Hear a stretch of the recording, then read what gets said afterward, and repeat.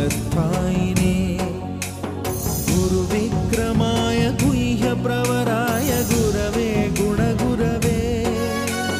गुरुदैत्यकलक्षेत्रे गुरुधर्मसदाराध्याय गुरुपुत्रपरित्रात्रे गुरुपाखण्डखण्डकाय